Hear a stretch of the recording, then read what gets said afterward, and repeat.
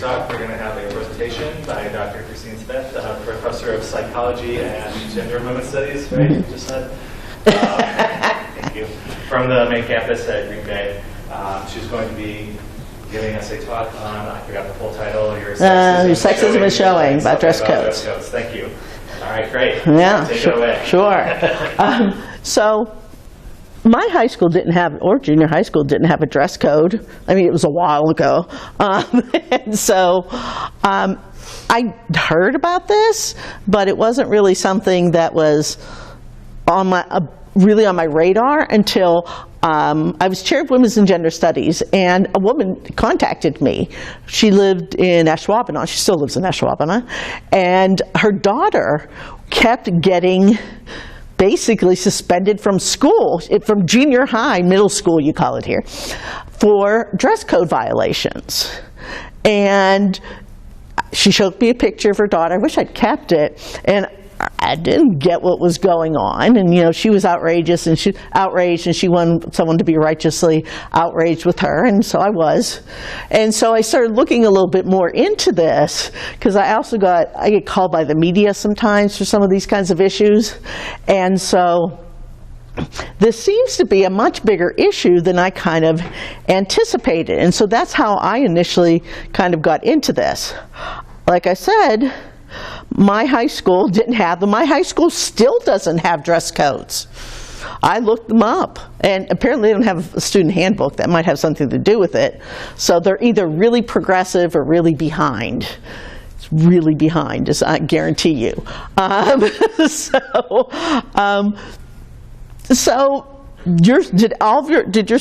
had a dress code. Did you all have dress codes too? And what's that? So. You're like, yeah. Well, and so that's the key, right? You might have, that was the same thing with me. I'm like, did we have one? And I can't really go back, look it up, it was before the internet. But some schools might have a dress code and not really be aware of it. Others are hyper aware of it, like this mom who had contacted me about her own daughter, and the fact that her daughter was being repeatedly pulled out of class, and she was upset. And her daughter really wasn't wearing anything all that unusual. You know, she bought her clothes at Target, Walmart, things like that. And so she was upset because her daughter's education was being disrupted.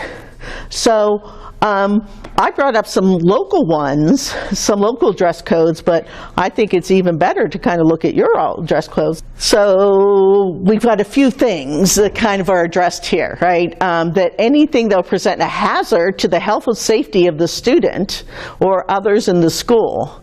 Trying to figure out what clothing, maybe if it was full of asbestos or something, would be a health hazard, but this is not uncommon. Interfere with school work, create disorder, disrupt the educational program, cause excessive wear or damage to school property. Prevent the student from achieving his or her own educational objective because blocked vision or restricted movement. Apparently if you have really high hair or something like that and someone can't see around you. To avoid misunderstandings, a test of reasonableness shall be applied when implementing this policy. A building administrator shall make the final determination what's reasonable. And so here are some more things relate to health, safety, distractions. So alcohol, tobacco ads. Display of any obscene language or distracting advertising. Isn't advertising supposed to be distracting? Isn't that the whole point of it? Wearing items that support or glorify violence and dangerous behavior, including gang-related apparel. Ensure safety. Hats, hoods, large head coverings, capes, and coats. So I hope none of you are wearing your capes to school. Chains or other items. Shoes. You must wear shoes. And for all students, skirts and shorts. Length must be past fingertips, no visible midriff, no plunging and or see-through necklines, armholes, undergarments, and straps on shoulders must be at least 1 inch wide, no visible undergarments. there's the rationales at the beginning to promote a professional and respectful learning environment and readiness for the world of work. And this is often one of the justifications for dress codes, that students need to learn how to dress properly for example, to go out into a work environment. And so you see some of the same kind of things, no drug, alcohol, tobacco, profane or inappropriate language, derogatory dress. But you also get clothing must not be too short, too tight, and cover areas that are expected to be covered, with no undergarments to be exposed. It's a little vague. Right? Hats, hoodies, there we go, midriff and cleavage, or any other areas that exposes too much bare skin. So you see how incredibly subjective this is. So for one administrator, this may be a huge issue, another, because they have very different ideas about what should be covered. And then what happens if the student is seen in violation? They'll be asked to fix the violation, parents may be contacted, school students may be suspended. They will be provided with appropriate school clothing to wear. You probably don't ever want to wear that. Right? So this will, and so dress codes, this is middle school, and I'll put up the one for the high school, which actually has pictures in case you are confused, are pretty similar. They have a lot of similar kinds of elements. So I love this one, though, because it has visuals. And note that the first 4 or 5 are for girls.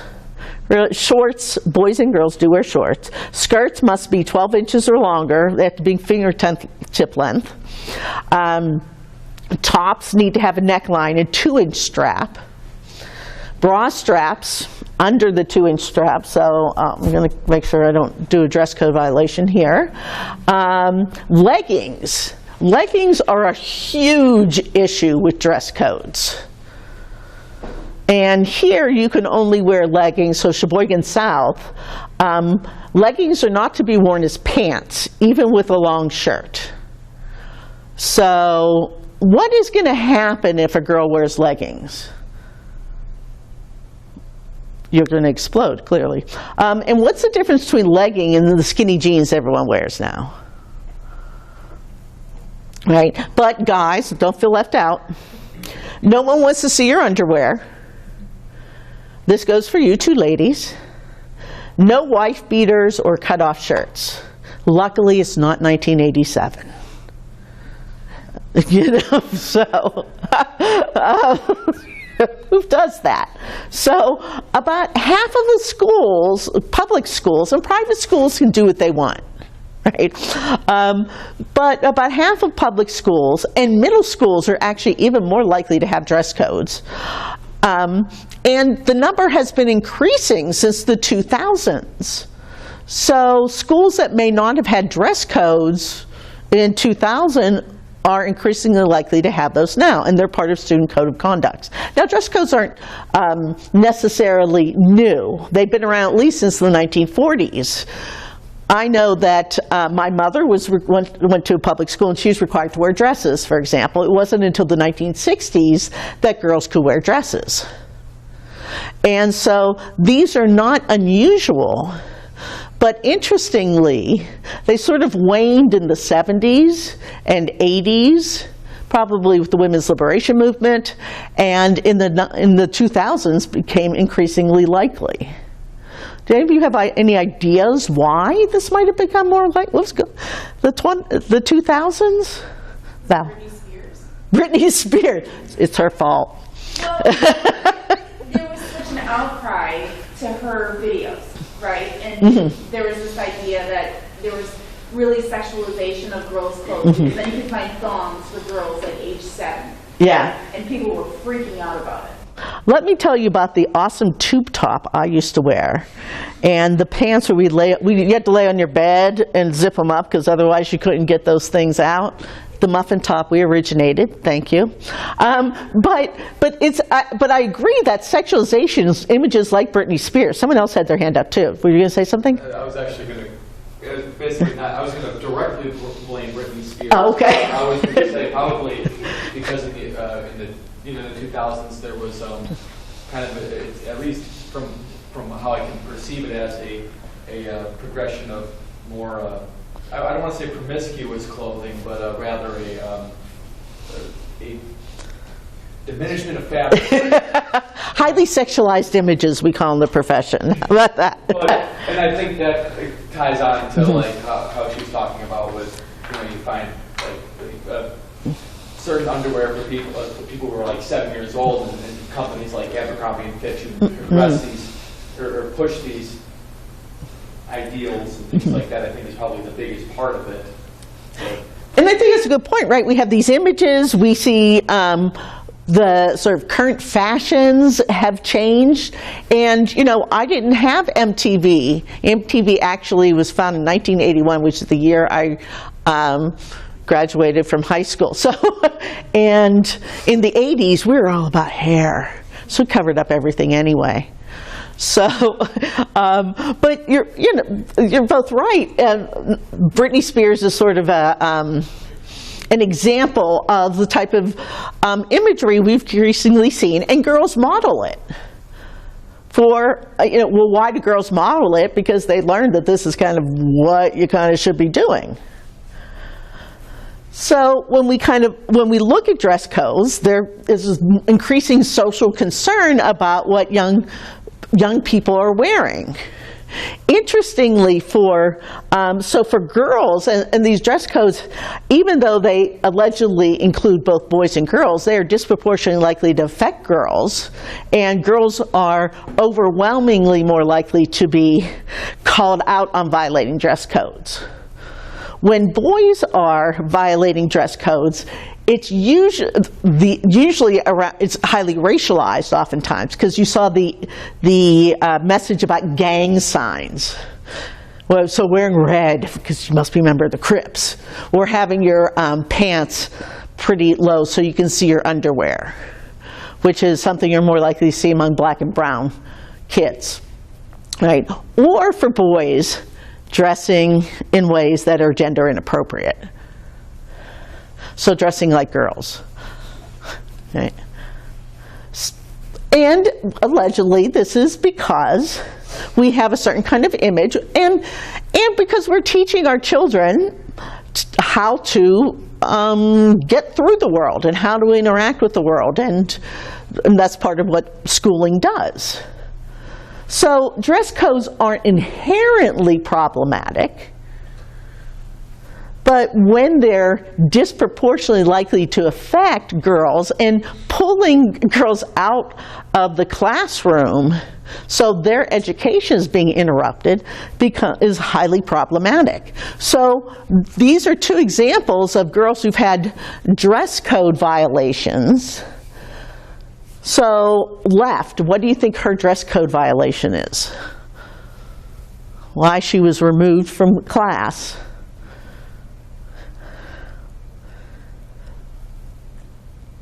Too much skin. Too much skin? Sort of. There's certain parts of her skin that are allegedly problematic.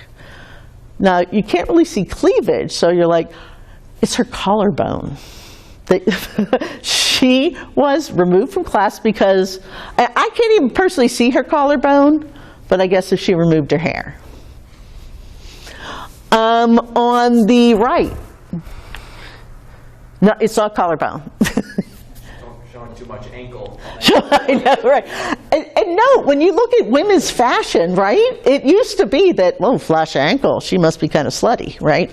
So it has certainly changed, but nevertheless, it's all part of this idea that women's bodies are really highly sexualized. So if you're showing off an ankle or a collarbone, she doesn't have a bra on. And so she was made to put Band-Aids over her nipples by the school.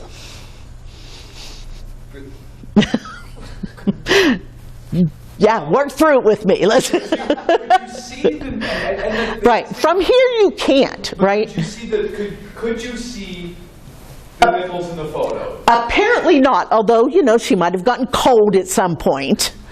And so apparently the shirt itself was not see-through, but they figured out, and it may be because there are no bra straps. So it wasn't a see-through top that you could tell that she had bras. They were able to see. Now think about this. Somebody had to be spending a lot of time looking at her to determine this. You know, okay, I don't see any bra straps there. And so maybe she's a little cold. Then, yeah, so she got pulled out of class for this. Yeah. Here's two recent examples. So on the left, a girl got pulled out of class for wearing that shirt, for being anti-racist and sexist and homophobic. And the girl on the right, this has been another big issue with black girls' hairstyles. So she wore a wrap on her head, and that was seen as distracting. Girls who've worn braids have also been pulled out of class. Up until recently, the military would not let black women wear braids in their hair. I was in when they changed that. I remember when that happened, and it.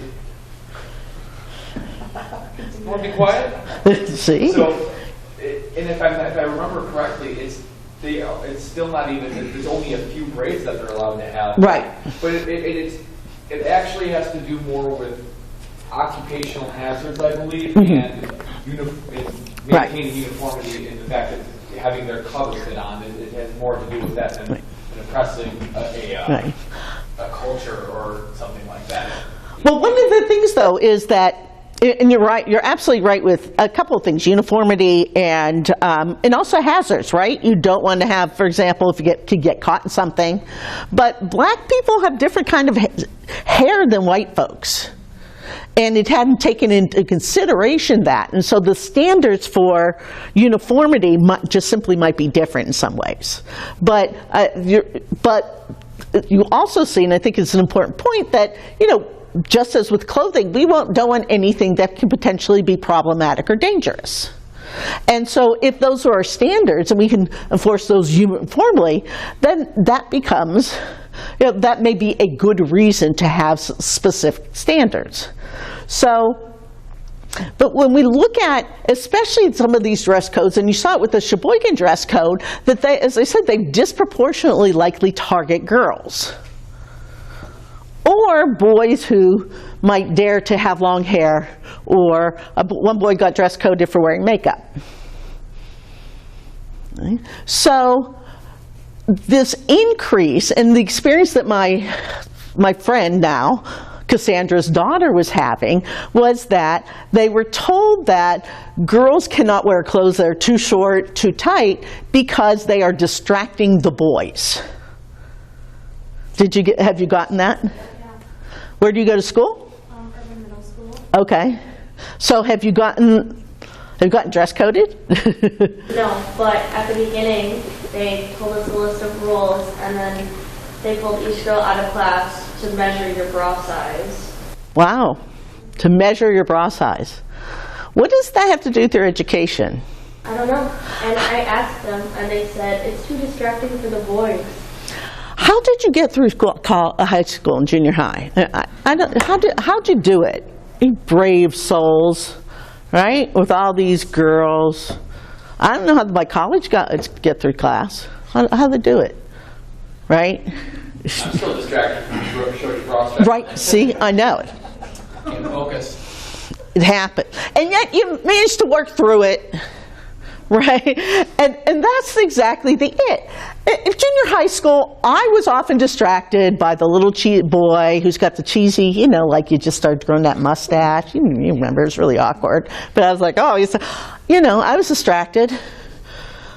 We don't dress code boys for facial hair. Right? But everything's distracting in junior high and high school, right? Especially people you might be interested in romantically. And that may be a time where you might want to learn how to be able to deal with this.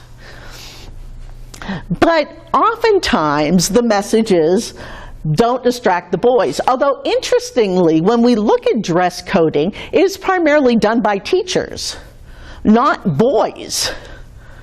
It's not boys going up and saying, I can't concentrate with her boobs existing.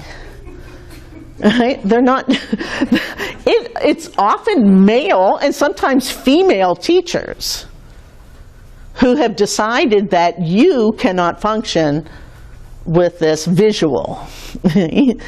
And so girls often learn that your bodies are highly distracting. Cover that up. And note that it's covered up because we're worried about boys being distracted, not girls being pulled out of classrooms. So let's look at, I'm a psychologist by trade. I'm a social psychologist, a researcher, so I'm not a clinician, don't be afraid. And the American Psychological Association has actually looked at this pretty extensively, and they developed the APA task force on the sexualization of girls. And looking at this idea that girls are often highly sexualized, even at very young ages. Go look at clothing.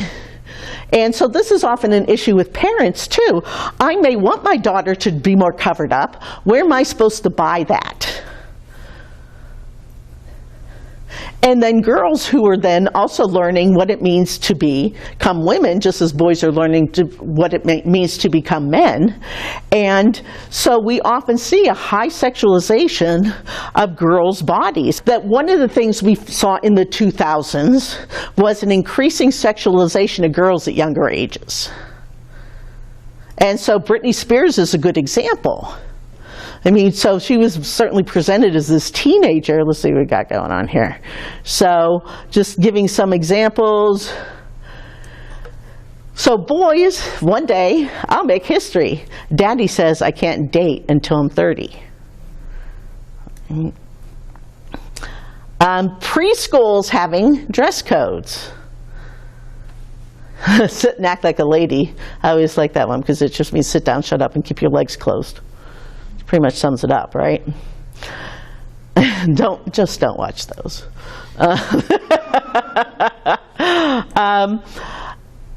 The idea of girls not being able to run around topless.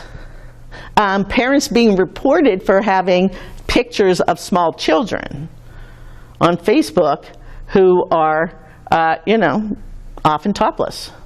And so we've become a more talking about dating my daughters, joke assuming ownership. And so what's happened is that girls' clothing has gotten more highly sexualized, and so we as a culture have placed more and more emphasis on girls' bodies, just as we do on adult women's bodies. And so this highly sexualized, things like, this is from the APA task force. A person's value comes from his or her sexual appeal or behavior to the exclusion of other characteristics. Or someone is sexually objectified, made into a thing for others' use. Or sexuality is inappropriately imposed upon a person. And this is exactly what you often get with these school dress codes. That girls' bodies, whether it's showing skin or the fact that they are developing secondary sex characteristics, are seen as things that need to be covered up because girls become defined by their bodies, and things that boys are inherently distracted by. I don't know how well you can see this, but this is literally today. This woman got dress coded at an airport. They were trying to kick her off the flight because of what she's wearing. And it's kind of hard to see, but she's got a short top here with kind of spaghetti straps, and you can see a little bit of her midriff here, and then she's got some kind of baggy pants. And she's 21 years old. And they tried to kick her off the flight because of what she was wearing. She was causing offense and was inappropriate. So women's bodies are highly sexualized and inappropriate.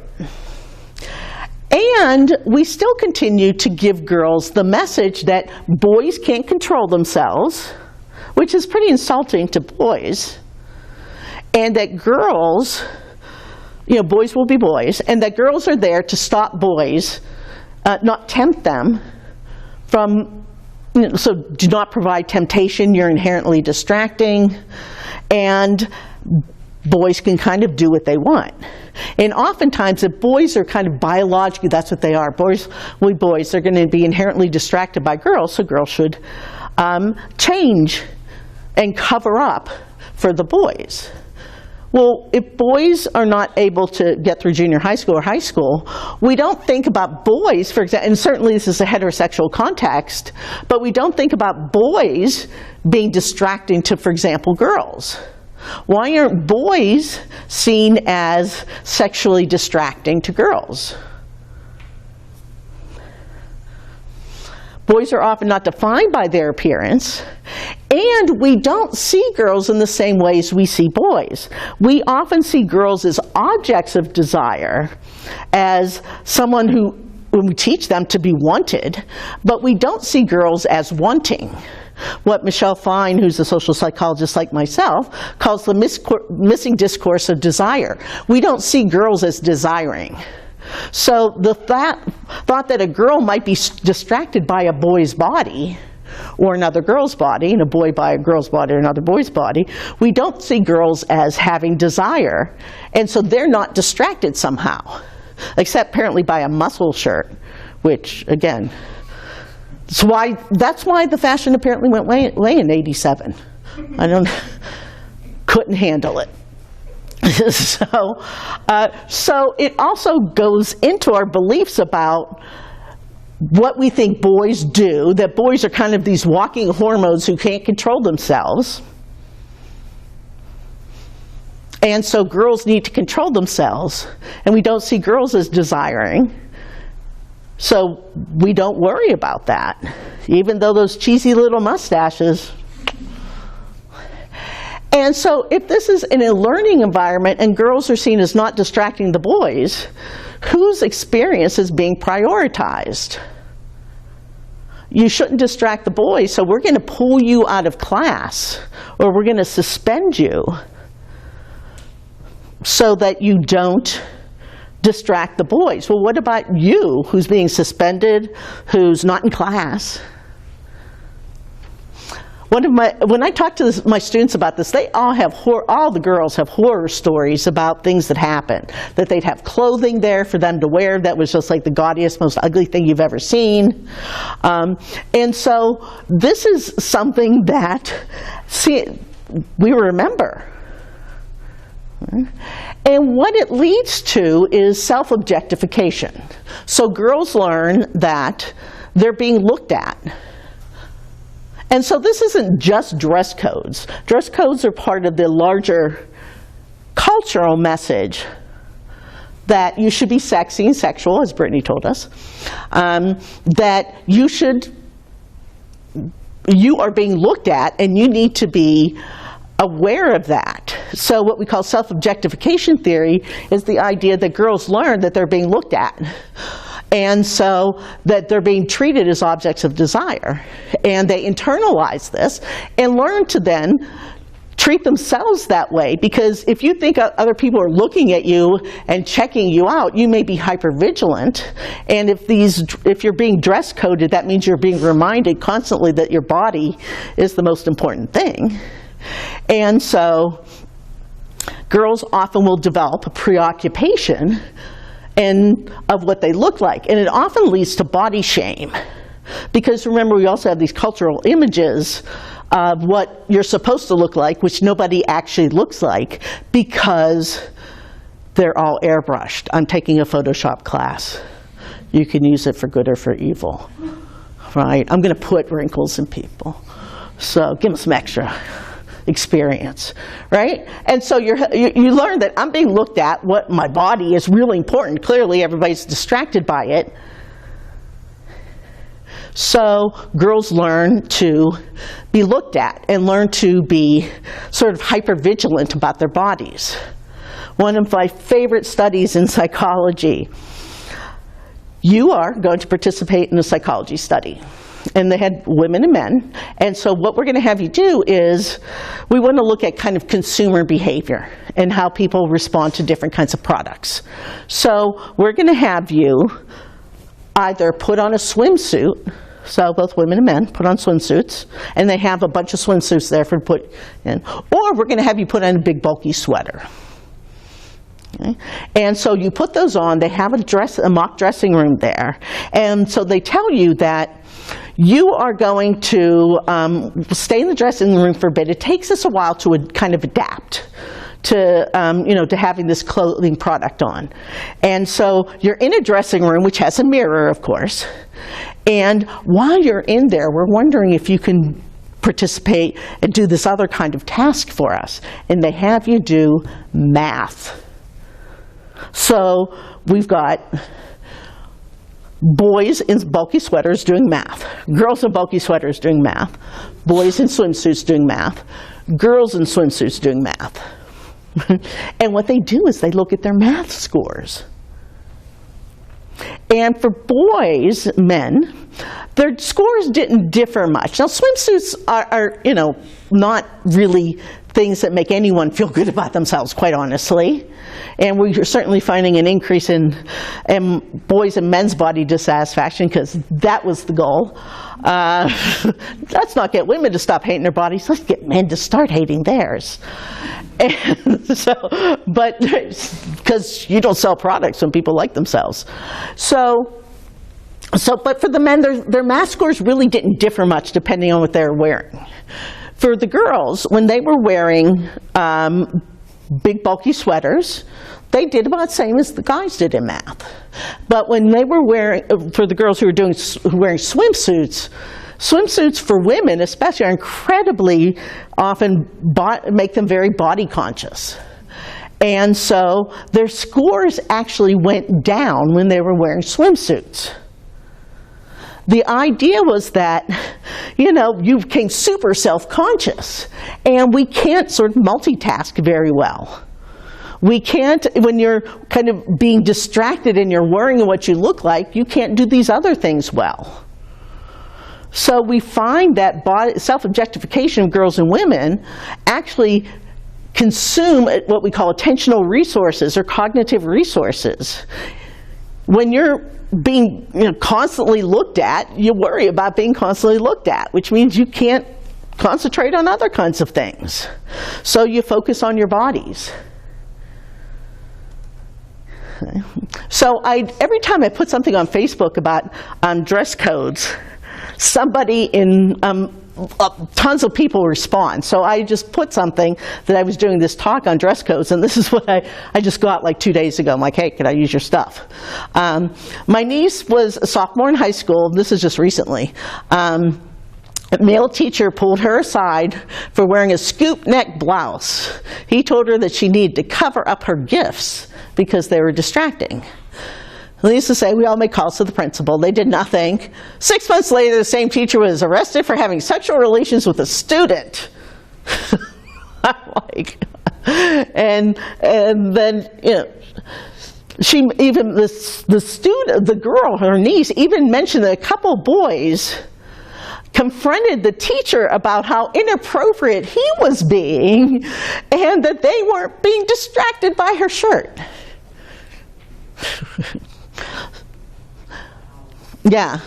When my other students I was in 6th grade, I took off my sweatshirt at research because I was wearing a tank underneath.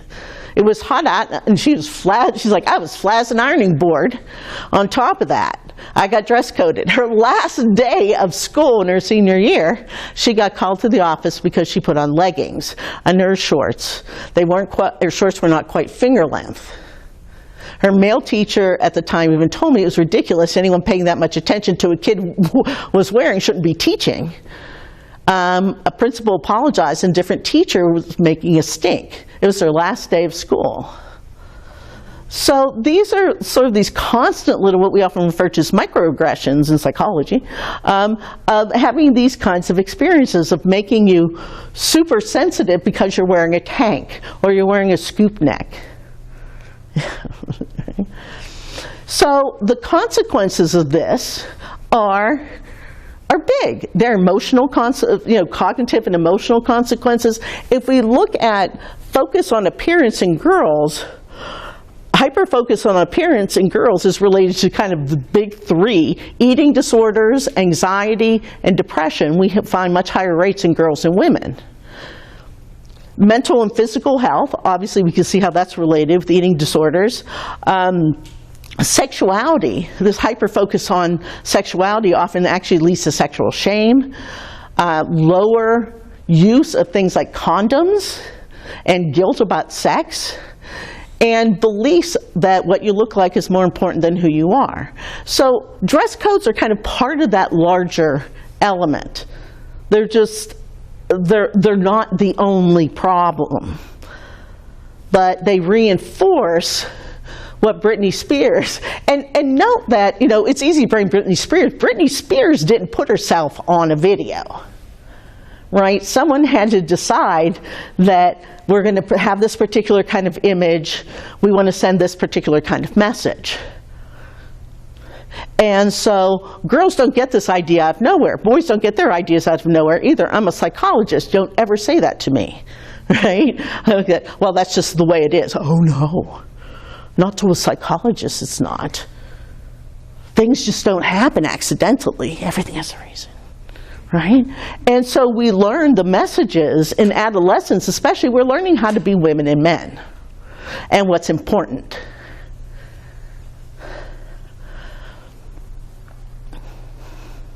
So what do? There's some great stuff going on now. I'm More Than a Distraction is actually it's a Facebook page where girls can talk about this, that, you know, this emphasis on their bodies. If you can't concentrate on your work, girls or boys, we need to teach you how to concentrate on your work. In Kenosha, although I've got a thing to say about this in a minute, the girls in the high school formed a women's empowerment club, and they took on the dress code. And, come on, won.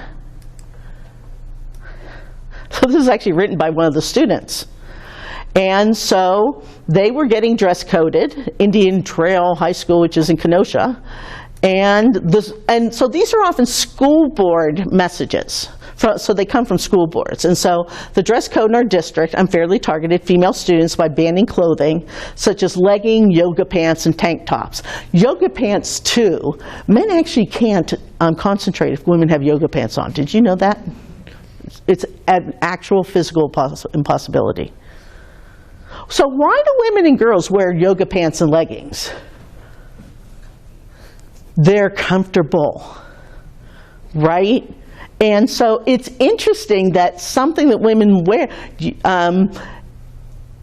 because they're comfortable are then highly sexualized.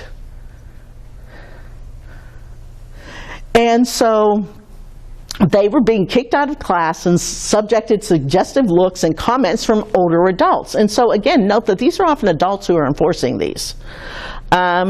We felt the eyes of 2,400 students as we get paraded around the building by faculty. Instead of focusing on our studies, we're sacrificing our comfort as our bodies adjust for distractions. And they consistently overlook the clothing decisions of male counterparts. Never saw a single male disciplined, even though they wore pajama pants and other fashions that violated the dress code. And so they went to school board meetings, and they just kept showing up at school board meetings, and they went to see how it would be. They wanted to do this in ways that they thought that they would be persuasive, and so they started attending school board meetings, shared their personal stories with school board members.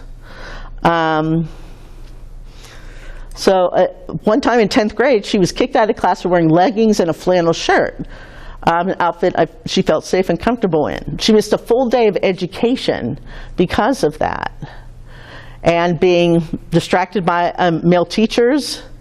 And they consistently went to school board meetings, and eventually, after 6 regular meetings and 2 working sessions, the board ruled in their favor, and they changed the dress code's bias against girls. Now, I don't know if you heard about what recently went on there with the cheerleading squad. Yeah, so it's the same school district. So there's clearly a problem. And I guess for the cheerleaders, at the end of the year, they'd have a ceremony. You get your trophies and stuff. And they would bring up, so they got awards for like best butt, best boobs, things like that. Right, so they didn't do that for the football players. They should have. No, you know, I mean, right? And so think about this. There may be reasons for dress codes, right?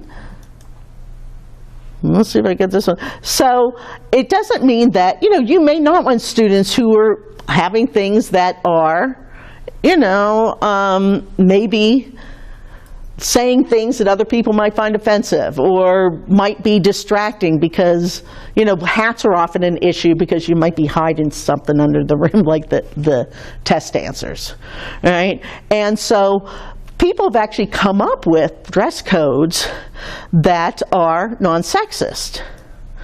And so students must wear clothing, including both a shirt or pants or skirt, or the equivalent, and shoes. They must have fabric in the front and on the sides and under the arms. Clothing must cover undergarments. Fabric covering breasts, genitals, and buttocks must be opaque. You can't see through them. Hats must allow the face to be visible and not interfere with sight of any student or staff. Clothing must be suitable for scheduled classroom activities, including physical education, science labs, things like that. And you might have specialized clothing for certain kinds of courses. So we can do this in a way that actually doesn't target one group or another. And several school districts have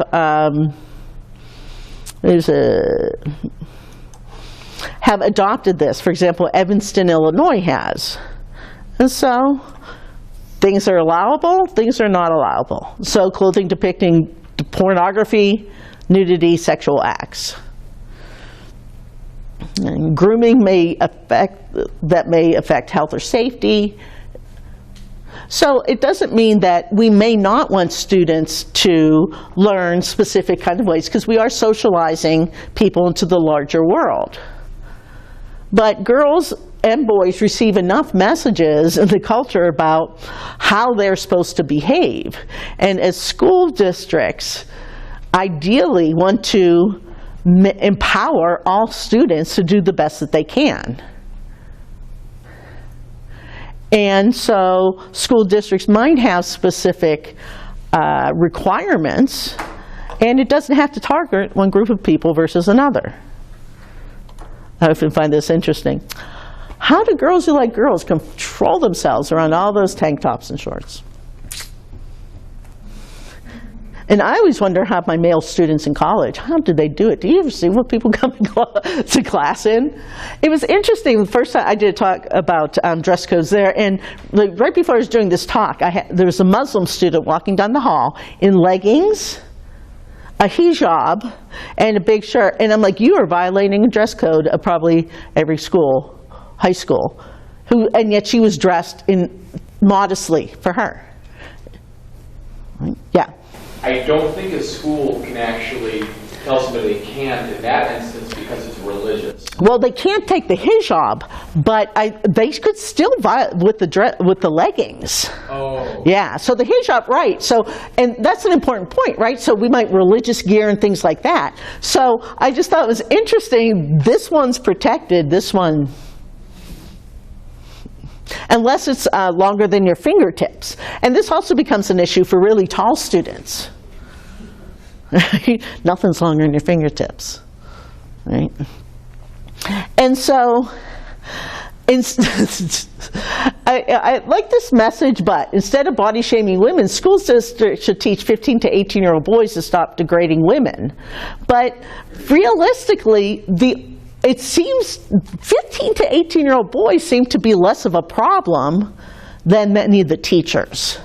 than adult males sexualizing the girls. And adult females, by the way, too, because my friend whose daughter was being dress coded consistently by male and female teachers. I go to a school where the length of my shorts is more important than my education. But college is weird. How are you allowed to show your shoulders and somehow male students just like, what happens? So this issue, you will see it in the media all the time. As I said, I was preparing to do this talk, and there's this picture of a woman who was about to get kicked off of a plane because of what she was wearing. So we have this highly sexualized culture that focuses on women's bodies. And then when women internalize that message that what I look like is important, then they're seen negatively for example, wearing fashion, wearing clothing. When you think about how fashion evolves and what fashion looks like, lots of these girls are just attempting to wear what are easily available to them. And often clothes can be, I mean, leggings do kind of, you know, you can tell someone has underwear on or not when you're wearing leggings. So if someone's wearing leggings, we can look at that as, I can't distract, or she's really comfortable. So we need to examine our larger cultural messages about sexuality and girls' bodies and boys' ability to control themselves around girls. So we hypersexualize girls and women, blame them for doing it, and absolve men for their role in it. So don't do that. This is often the message of most of my classes at the end. Just stop it. So that's kind of where I'm going to end. Just stop doing that. All right. Questions or comments? And so the military, by the way, often is pretty good with things because they try to be really uniform. Well, I was just going to say, what's interesting is typically the military is more progressive on most cultural issues, Yeah, definitely. as opposed to many other society, like, and not just in gender aspects, but with race as well, color and things like that. Yeah. They're very much more progressive. But so, and even now, right as I was getting out, they, at least in the Navy, they started integrating uniforms to where it's the same uniform. There wasn't actually, there was a distinction, at least for our dress blues, where women wore something right, more like a flight attendant outfit than an actual sailor outfit. But now they've actually integrated it, and they're making it, they're working and integrating it so that it's uniform across the board, except for except for sizing and fitting to fit the female body. Right, yeah. So it's a pretty exciting time, at least in that aspect. But yeah, and you're right. When I talk in social psychology, I often concentrate on race, and we often find that when we're looking at progressive organizations around race, actually the military is often one they talk about. And race does come up, by the way, with school dress codes. You know, for a while it was, they might be in a gang. Interesting, or they might wear, you know, those really baggy pants. So my foster daughter, who's not, anyway, she's kind of my daughter now. Anyway, it's hard to explain her role in my life, as in I pay for everything. Often would wear she liked to wear she wore boys' pants, and her underwear would kind of show. So we made sure she had nice underwear, because that's important. And she never got dress coded, which I thought was interesting, because she often did show, but with her hair, that became more of an issue. Because then she got dreads, and people want to touch it, and it's bad, and it's often seen as distracting. So things like highly racialized images, and because boys and girls who are more likely to wear baggy pants are disproportionately likely to be kids of color. And so that becomes an issue as well. But that sort of has kind of waxed and waned, has become less of an issue when we focus more on leggings and yoga pants. Any other comments about dress codes? I'm very proud, as I said, that my high school has never apparently had dress codes. Still don't have them now. So with the increase in schools that are doing these prohibitive dress codes, yeah. how many parents groups are trying to combat it? So I had this nice, a decent number. So obviously parents of girls especially, but any kids who got, who get dress coded often do complain or are very unhappy. So my friend, she ultimately took her daughter out of school and homeschools her now. And she had a friend who has kept her daughter in there, but they're very unhappy. And tried to talk to, for example, the school principal, have gone to the school board and have gotten nothing. The school board was, and of course I tried to contact them, and they were having none of it, these outsiders.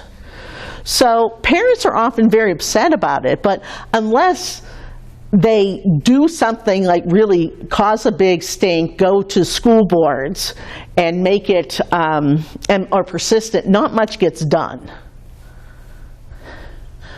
Yeah. I think the biggest issue, at least with school boards, is most people who are interested in being on school boards, the people who typically participate in these activities, are people who are probably of a different generation, Yeah. more than likely geriatrics, at this point at least.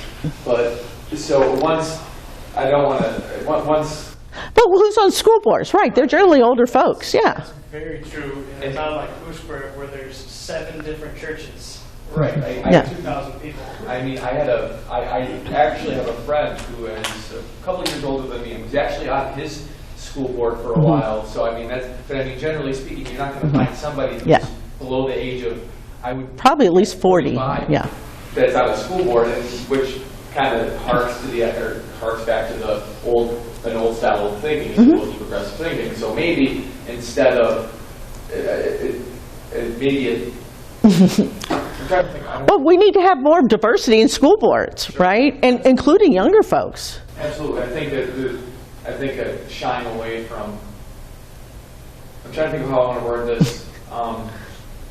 Well, regardless of it should get there in time regardless. Now, I'm not saying that in time is an acceptable answer, of Right, course, yeah. but Well, there's a lot of things we're waiting for as old people die off in younger generations. I didn't want to say die off. Know what you're thinking. You know, I have a former student who's, I think he's around 26 now, and he's moved back to his whole hometown, and he's now running for school board. And so because I talk about this, all this, of course, he's hitting me up for money. I'm like, oh, I can't not give you some money for this. But, you know, he's 26, and he's running for school board. And I think that's great because I agree with you completely. There are very often generational differences. And so, but until we have some of those changes, it probably does help to go to school board meetings. Because if they don't know people are complaining, or if they think it's just a few whiners, for example, they're not going to do very much. Yeah.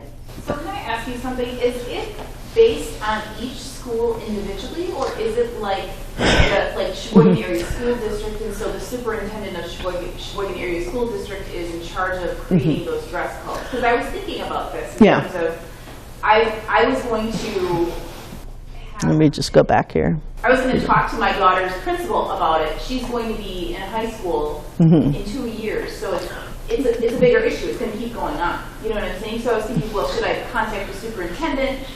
What should I do? They do tend to be, so Sheboygan has several schools, right? And so to some degree, they are district-wide, but schools do have some latitude. So you should contact both the principals as well as the school board. Yeah, and so the Sheboygan's high school. So Sheboygan South, there's chances are their dress code isn't much different, unless you're getting to some of the other, and so more private schools are going to have different ones. And so chances are they're relatively similar district-wide. It's unlikely that you're going to have, for example, one high school has a dress code and another doesn't within the same school district. So in that particular, in Kenosha, they did go to the school board because it seemed to be a district-wide policy. And the policies may be somewhat different for junior high or middle schools and high schools as well. So interestingly, some school districts may have them for middle school and not for high school. And actually seems to be more common to have them for middle schools, because apparently by the time you hit high school, you're not so easily distracted. So it doesn't hurt to contact both, and that's what these parents who are working with were trying to do, and they weren't getting anywhere either place. But they started at the principal's office, because the principal can also talk to teachers who are the ones who are generally enforcing this. And as somebody said, this is often dependent on whether teachers want to enforce it or not, and how they define the dress code for themselves. So a lot of this is incredibly, not only the dress code subjective, there are often maybe certain teachers who really may think these are very important and give out a lot of, and look for dress code violations, whereas other teachers think that this is ridiculous and don't do anything because they're not concerned about this. So going to the principal first is probably good, because they are in control, you know, they're the boss of the teachers.